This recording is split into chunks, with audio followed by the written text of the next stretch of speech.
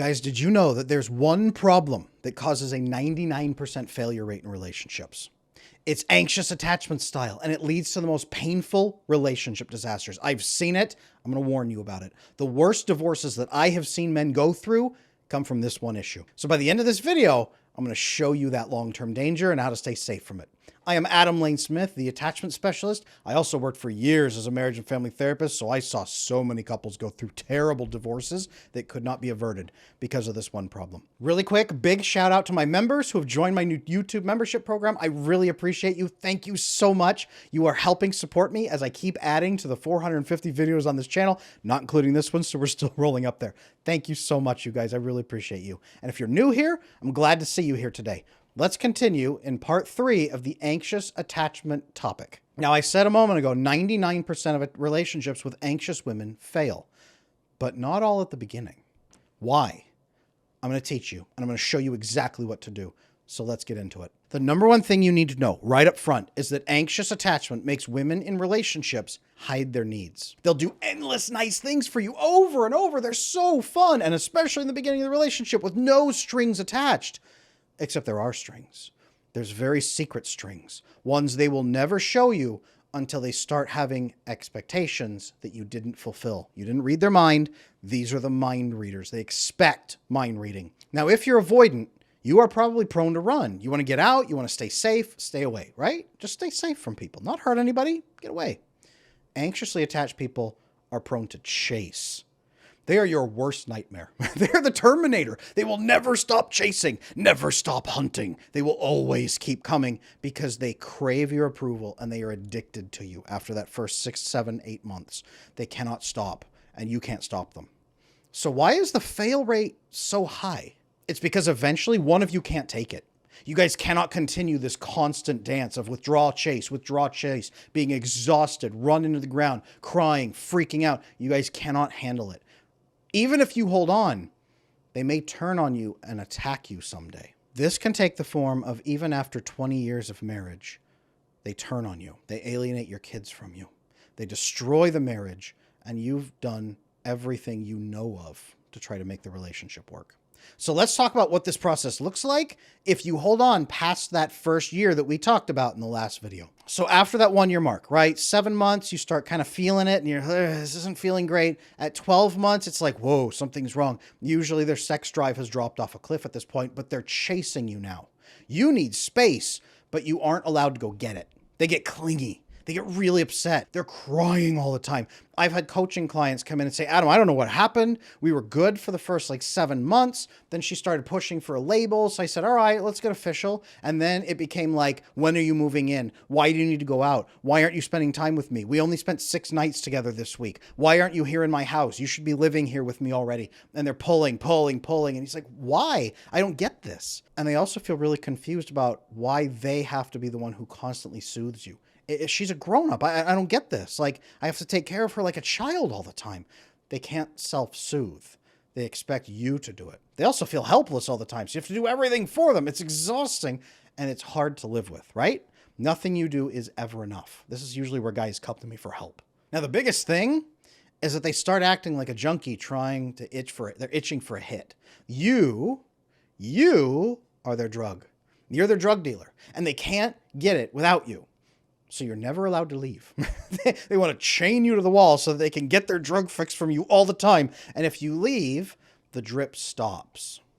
Having you near them is like an IV drip of their drug all the time. Now you have a choice at this point. When you're exhausted, you're run down. You've tried to talk them through it and they won't, right? They just get worse. Your choice is to become the bad guy and leave, and then they post all these TikToks and Instagrams about how they were abandoned by this horrible person who has no empathy, a covert narcissist, right? Covert narcissist pretty much just means avoidantly attached person that hurt me. Or you stay and you continue to let them suck you dry emotionally, mentally. You probably care about them, right? If you're watching this video, you've probably actually cared about these people. Most of the avoidant men I talk to, they're not the manipulative ones you hear about. They're more the ones who are like, no, I actually care about this person. I'm just scared to death. I'm exhausted. I don't know what to do. You probably care about them and maybe you stay and you try to help them. I had one client say, why can't I be enough for her? I'm trying so hard. Why is she never happy? What am I doing wrong? They were like starting to almost become anxious themselves, blaming themselves for it. Their anxiety went sky high. Even if you try to heal them, right? Their secret needs keep piling up because they can't ask you for their needs. So you're trying to take care of them, but you're missing this clue over here and this clue over here. And they're mad at you for not reading their mind enough. And they're stressed and they're upset and they're demanding and crying like a baby who won't stop. And you're starting to freak out. You feel like their parent. Those secret needs keep piling up because they can't just stop and ask. Now those needs, that's the core problem. That's exactly the problem. But they're never going to tell you what those needs are until they're angry.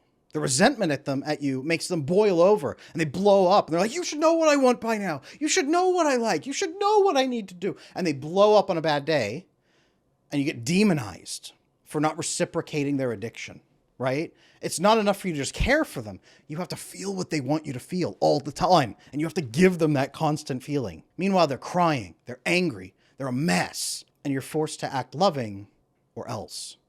Those needs can boil up for years if you stay. It can get like 10 years. Imagine 10 years of this feeling run into the ground. It can happen. So maybe at 8 years, right? Some couples do this until 8 years.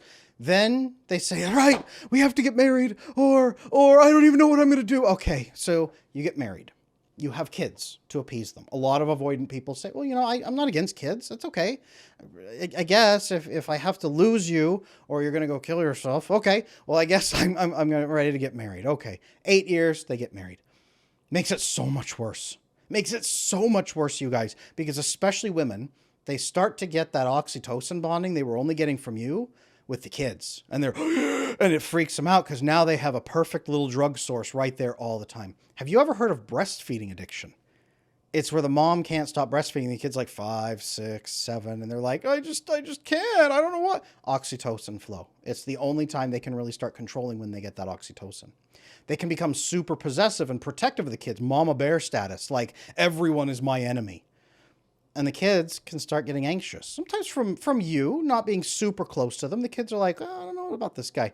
But sometimes mom is like always twitching and anxious and freaking out. And the kids are like, whoa. And so they start developing attachment issues too. And they get anxious. But mom blames you. Mom doesn't blame herself. She blames you for not doing enough. You never, ever do enough. You never can ever do enough. So she starts to alienate you from the kids. Oh, I'm sorry, kids. Your dad, he probably loves you. It's just, he doesn't know how to show it. He maybe he just doesn't care quite as much, but he does care, right? Starts alienating you from the kids. And then starts triangulating with the kids. Isn't it awful that dad just doesn't care about us? But I care about you. They become the good parent. You're the bad guy. This is how a lot of parental alienation happens right here. Because she starts shifting with this oxytocin obsession. You don't. You're like, I'm the same as I've ever been. Why am I suddenly evil? So 10 years in, she starts to say things like, I'm just here for the kids. I'm just staying for the kids. I know you don't love me. And that's fine. I don't really care much for you either. But we have to take care of our children. And nothing you do is ever enough.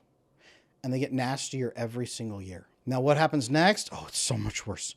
It's so much worse. Everything that came before it is a picnic compared to what comes next. Because usually around 15 to 20 years, they find someone else.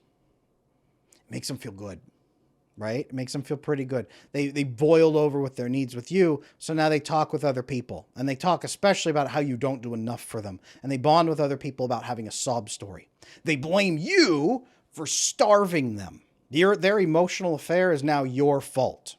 You're the villain in the family. You're the villain in the story. You are the bad one, even though you stayed for 20 years. Maybe you never cheated. Maybe you took care of them. Maybe you put up with this for 20 years, right? Now, because they view you as the villain, because they view themselves as a martyr of 20 years, they think this justifies them to be nasty in the divorce. I deserve everything. You gave nothing.